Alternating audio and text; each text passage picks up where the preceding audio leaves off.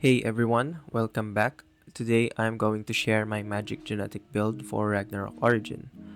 I'll break it down step by step from stats and skills to gear, veer scores, and even pets. This guide is mainly for my guildmates in Archon, but of course anyone is welcome to use it to build their own characters. Just a quick note, everything here is solely based on my understanding and experience. So feel free to share your own ideas or questions in the comments. Alright, let's get into it. First, let's hop on the stats. For stats, focus on VIT and INT. That's your main priority, of course, for boosting your defensive stats like max HP, HP recovery, PDEF, and MDEF.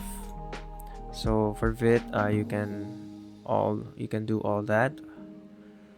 And with int, it helps you boost your MDEF more, but it can also boost your M attack, so your skills will be more effective. Next, I also allocated some stats for the Dex and the Agi. Dex because of the range-based P attack, and another points for MDEF. So range P attack is important because it makes our P attack skills more effective, like our sabotage skills. And for Agi, I mainly got it for the 1 point of flee and boosting of my PDEF. That's it for the stats. Let's hop on the skills. So for the skills, just copy my skill allocation and I'll explain the third job skills and its importance. Here's my first job. Here's my second job. Here's my trans second job. And here's my third job. So let's explain the third job skills. So first is the Spore Explosion. This is a single target magic skill that applies spore dust to your enemies. So what does spore dust do? Here, it increases the magic damage taken of the enemy, and taking fire damage triggers an explosion. So when you hit them with fire type damage, it will trigger an explosion which deals another 2200% fire M damage. So it's like a bonus damage every time they get hit by fire damage. Next would be Illusion Doping. Illusion Doping is AP physical damage. It deals AoE, although it requires a target for you to cast it, but the effects will be AoE. So upon hitting the target, you will inflict hit minus 50 and fire damage taken plus 50%. And that includes the ones that get hit by the AoE effect after hitting target. Next would be the Howling of Mandragora.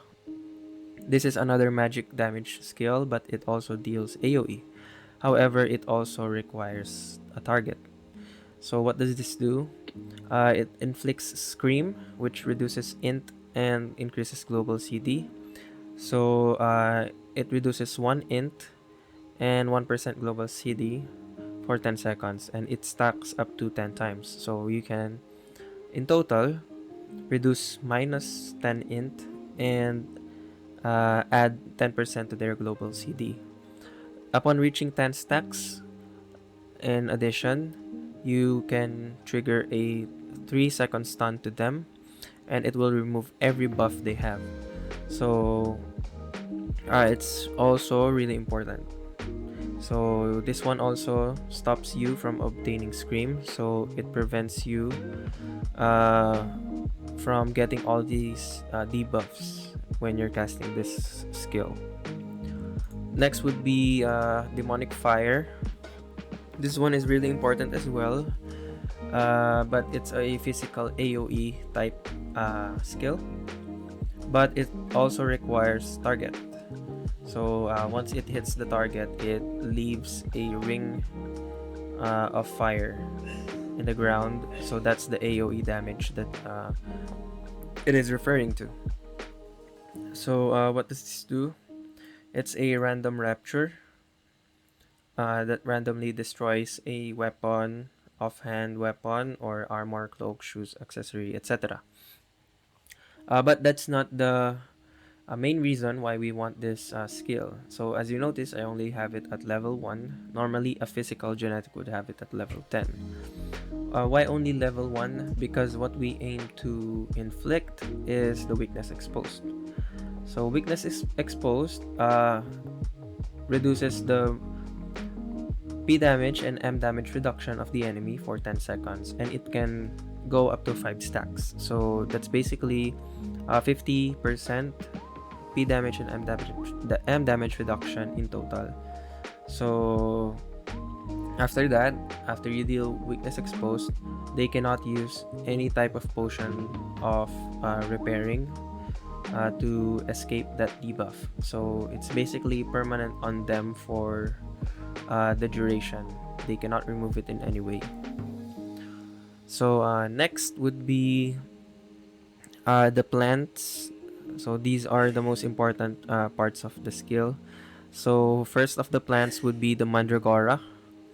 Mandragora is a magic support skill, and it's also an AoE type skill. And the difference is although it also applies Scream, but there's a main difference between this and the Howling of Mandragora. The main difference is the range of this skill. So since it's a plant, it deals the AoE damage in a larger scale. Next would be the Crazy Weed, Piercing Thorn. So this one is just it is also a support type skill, but it's mainly used for dealing damage. So it doesn't really do anything instead of just dealing damage. So nothing special about this, and it's also not that usable. So just focus on the other 3. Next would be the Toxic Fungus. This is one of the important plants alongside with the Mandragora because of the Spore Dust effect. So as you know, it's similar to this Spore Explosion. The difference again is the range that it does it. So it spawns on a much bigger range, and it also lasts longer, both this and the Mandragora. So it lasts for 20 seconds, and the cooldown is also 20 seconds. So these two only last for a few. So like this, only for 5 seconds, and this only for 5 seconds as well. So this one, it lasts for 20 seconds, both this and the Mandragora. Next would be the Whomping Vines. Nothing special about it except the immobilized effect. So that's pretty straightforward. I think this is the second most important, only behind Spore Dust, Toxic Fungus, and Mandragora. So yeah, and every plant applies Sprawling Weed effect, which applies Hell Essence to prevent your equipments being destroyed. So to explain the differences in the plants better than the other 2 main skills, I'm gonna show you how it works in the dummy. So first is the Howling of Mandragora. When you use the Howling of Mandragora, you will notice there's a radius of a ball where you can see how large the ball is. So on that range, the Scream will take effect. On the other hand, when you see the Mandragora Crazy Weed, it actually deals the damage in a much larger ball. You see? So that's the main difference. And this one lasts for 20 seconds. You see how fast the Howling of Mandragora disappeared? So that's the difference. Next would be the Spore Dust. So when you cast this, it's only single target, as you can see. And then it disappears right away. And then the effect only lasts for 5 seconds. The Toxic Fungus, however, when you cast it, it will spawn a mushroom-like plant, and it will apply the Spore Dust on anyone who steps on here, and that lasts for 20 seconds. So that's the difference between them. Okay, next would be the equips. So for the equips, I have here my Gardener Aeon Hammer. So the Gardener Aeon Hammer is the current best equip for Magic Genetics. So it increases our raw stats, and then it boosts our Crazy Weed damage for 50%, and then it applies when we have Spore Dust. When we apply it to the enemies, it will trigger a Spore Explosion and can unleash repeated explosions when hit by fire damage. So this further boosts our DPS's damage. Next would be the Sprawling Weed from Crazy Weed. It will now grant additional 10 points of stats bonus and 5% of lost HP recovery. So it further increases the effectivity of the Sprawling Weed, and yeah. And Refine 18 is just magic damage plus 7%. Next would be the Shield. I use Valkyria Shield for the elemental resistance, and I think they are equal with the Shadow Claws.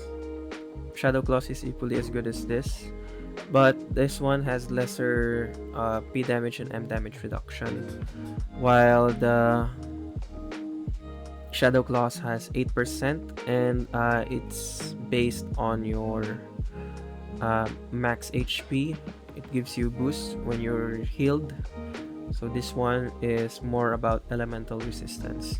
I just prefer using this as of now, but you may consider trying it with Shadow Claws and see how it affects your character. Next would be my armor set. I am using Ragnarok of Fortitude. So this is an S4 set. So if you are in a lower level server, you might not have this. I suggest just use Goibni, and then later on when you arrive at S4, then use Ragnarok of Fortitude. This is also present on S5 equips. So it's straightforward, it's just to make you tanky, and nothing much to discuss about this set. Here's the cloak, also Ragnarok of Fortitude.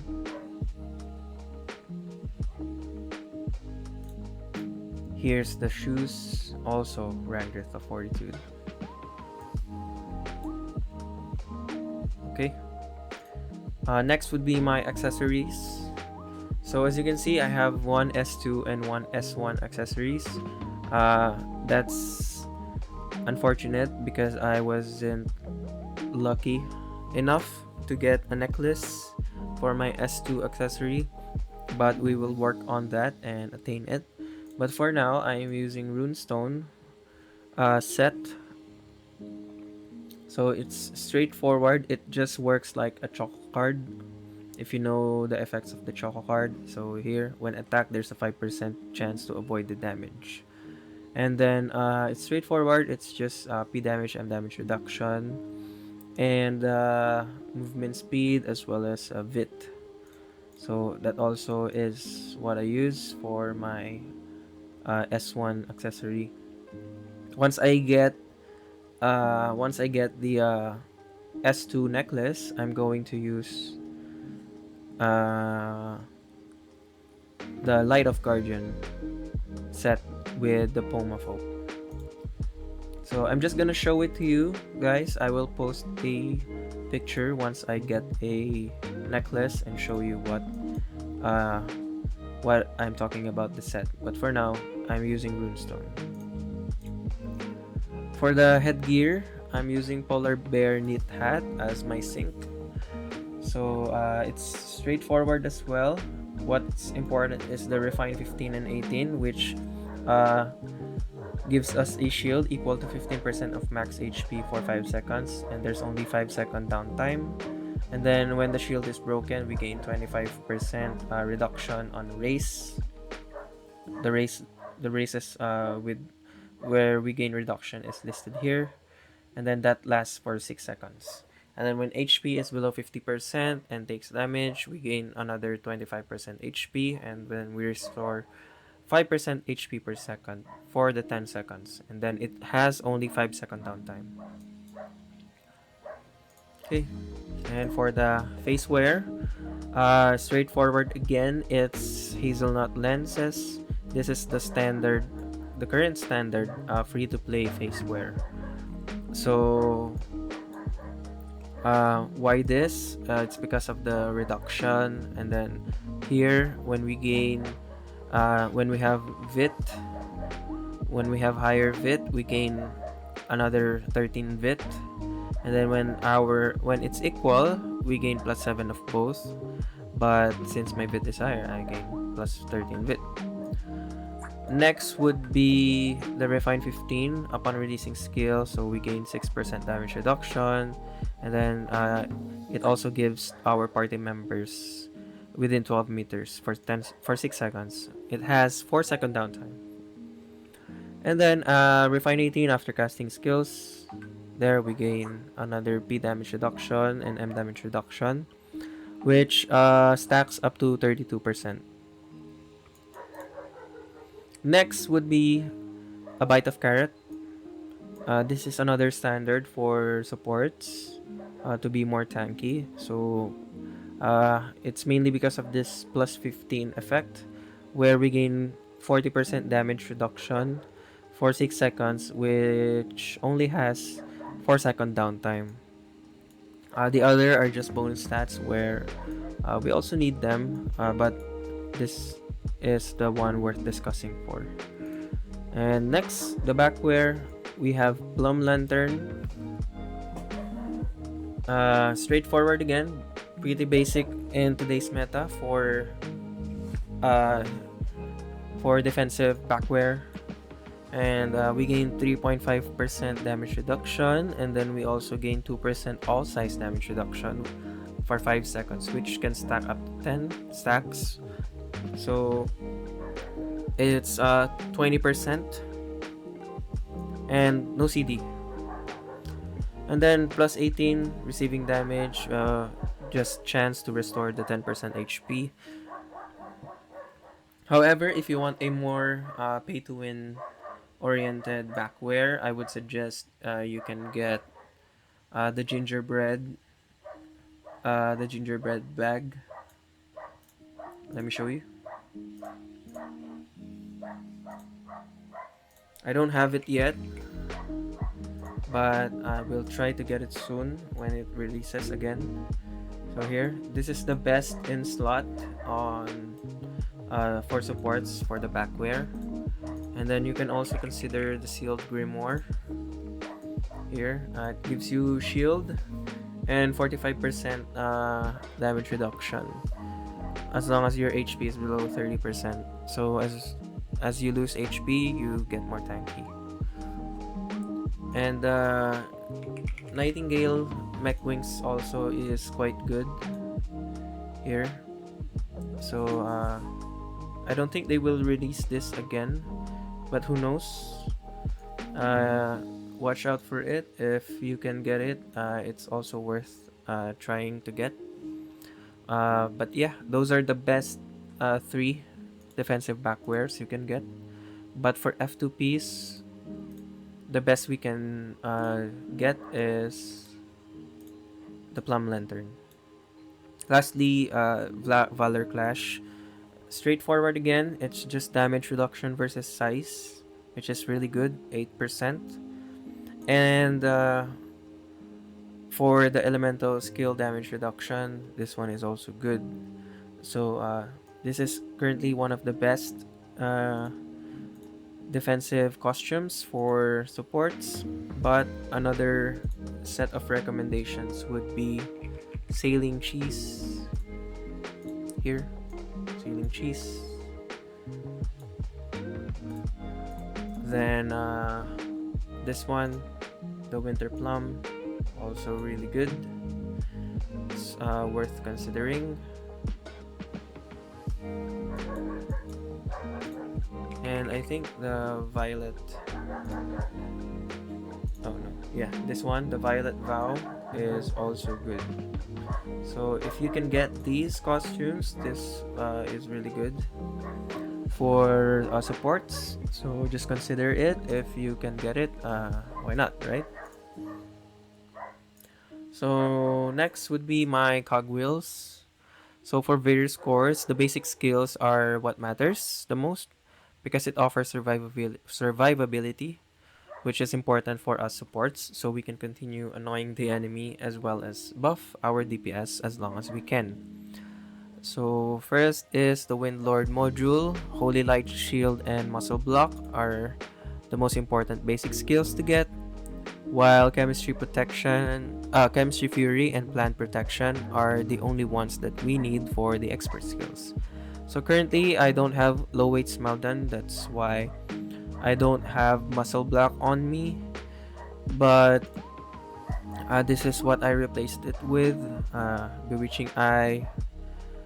It's just to help me annoy the other players, and then yeah, this is subject to be replaced once I gain proper low weight with proper skills.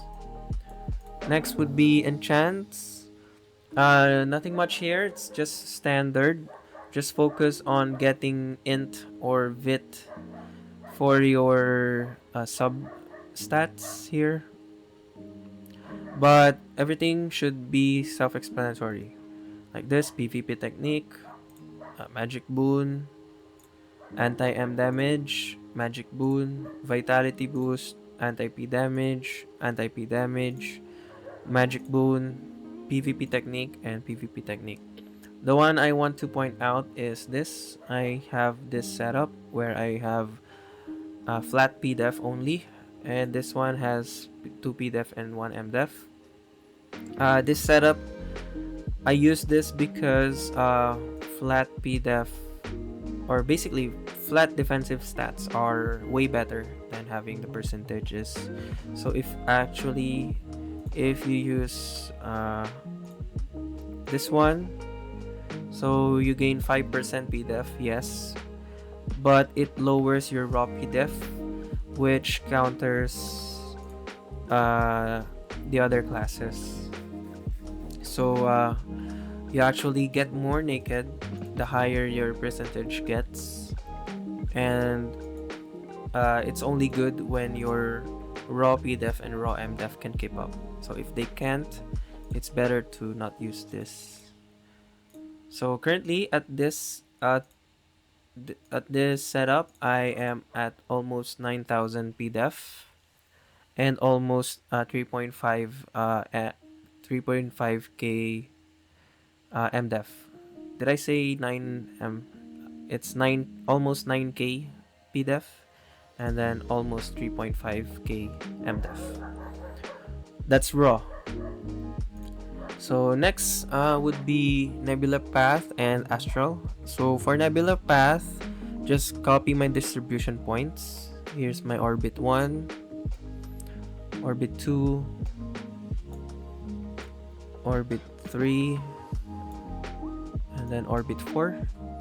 For orbit 4, however, we could be using different could be different for us. You might find some jumps more annoying to deal with, so prioritize what you really need. As for the Astral, we don't necessarily need to rush to level 100, but we need to get level 60 and level 80 as fast as we can, since it could impact how we play our roles. So these are self-explanatory skills, but they are quite important in our whole gameplay. So next would be the sigils. For sigils, prioritize the defensive sigils. I use Divine Vessel, Floating Protection, Brave Heart, and Swift Breakout. However, my Brave Heart is soon to be replaced by Courage Blessing and my Swift Breakout to Gale Break. Once I have them at level 3, I will replace these two. So of course, your job sigils should be RNA Decay for more reduction, and Radiant Guardian. I use this for more reduction as well, and so I can cast it to reduce more damage. I don't use Oblivion because my teammates already use it, so I just compensate by using this to help them tank more hits, and of course me. Next is the feather setup. For feathers, this is my setup, and you may consider replacing Soul with another order to boost your P damage or M damage reduction, but for me, I prefer having a good balance of flat P def and M def together with P damage and M damage reduction. So yeah, please do note though that my feather setup works for F2P to mid spender, at least in my own knowledge. So for high spenders to Kraken level, dual LND setup on both attack and defense would work best. So yeah, basically we'll replace this Night feather with another light feather. So that's the whale or Kraken setup. But for me, I use this. It helps me balance my feathers more, upgrade it faster, and then I will just later on replace this with light feather. Okay, and then next is Nexus engine. For your Nexus engine, since we are support players, support and defense tiles are our priority. For support tiles, I have Fervency and Sacred Body. Although I'm still working on some of the stats on my module E's, but it's okay. So for the defense tiles, I have Heroic Verve. I would love to get a set of module E with both Heroic Verve and Heroic Spirit, because it's gonna be damage reduction versus all size and damage reduction versus all race. But I need more resets for it to happen, so for now, this is what I have. For attack module, it is not really worth discussing. I just placed M damage and PvP bonus damage just to help a bit on sabotaging enemies and making my plans more effective. For the Nexus skill, I have this Gena Research, and then Hell's Plant, Illusion Doping, and Botany Science. So for the basic skill, I just use Vigorous. It helps me survive more rather than the other skills. I think this is the best basic skill for defense. And yeah, next is the deck. So my decks are this. It's just straightforward. I just prioritize decks with the Fortify effect, like this one, the Minor Protection. I currently use this Minor Protection and Major Resolve for PvP. I only use Geffion for PvE and replace it with Major Ward during PvP scenarios. However, I'm on a quest on completing my Major Protection deck and will soon replace the Major Ward with it. So yeah, other recommendations for me would be this. Let me show you. Last Stand. This one is really good. And Counter Attack. So those two are my other recommendations that you can try. Okay. Next would be the Soul Force. Soul Force should be focused on your defensive traits. Just copy the crystals I use. But take note, as you can see, I use Earth Soul Force for my active Soul Force. This is because I want to last even longer than I can already do. On the other hand, Water Soul Force is equally as good, sacrificing a bit of defense so you can annoy people more by inflicting CC against them. So yeah, just consider it. You can use any of those. Next would be the Nightingale Echo. Prioritize Crest of Melody first. This is one of the best ways to scale your support role. However, as I mentioned on my previous Nightingale guide, Seraphic Halo is worth the try as long as all of the members of your party uses it as well. So try it with them and see if your gameplay improved or worsened. Then decide what to use since it depends on your team at the end of the day. So yeah. Just look at my Nightingale video. I explained there how this Seraphic Halo works.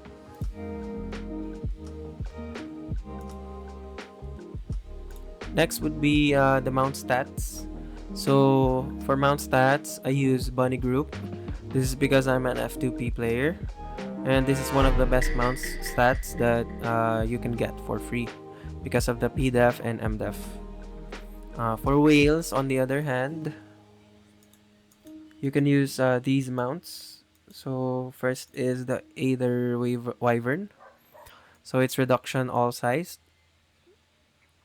Next is the Celestial Drake Star. So it's reduction all jobs. You can see here, reduction all jobs and PvP reductions as well. And Wandering Soul. This is reduction versus armors. So whatever you have on these three would greatly work. So that is if you have them. But for me, for an F2P player like me, just use this. I don't use this because of the VIT, it's too low, while I get plus 10 of these. So yeah. Lastly, pets. So for pets, choose one of that provides survivability. So I just use the standard ones for supports. This one is Genesis, and then Nemesis, Earth Lord, and Child of Earth. Since I'm focusing more on getting my Genesis to tier 10 first, I cannot afford to unlock 1-1 as of now, but if you already have it, you may use it as well. So if I have 1-1, I would remove the Child of Earth and just use 1-1 instead. So for assist pets, just use your S pet or any tier 10 pets. If it's a tier 10 A pet, it should be good. So yeah. Actually, that's it for the build. I just want to give some quick remarks. So why exactly is it important to be a Magic Genetic, or why should you run as Magic Genetic? So first, you are flexible. You can pump out your main DPS damage while also keeping your team alive with your utilities. Second, you're also not locked into one role, and that makes you super valuable in both PvE and PvP. It's that mix of DPS boost and sustain that makes Magic Genetic shine. If you also have friends or party members that deal magic damage or elemental damage, this class is a really good pair for them. Overall, this class is a real game changer, and if played right, I know one of you are meant to be a good one someday. Anyways, that wraps up my Magic Genetic build guide. Hopefully this gives you a good foundation to work with, whether you're focusing on PvE, PvP, or both. So I'm gonna link some videos below where it showcases my gameplay as Magic Genetic. So just watch it if you are interested, and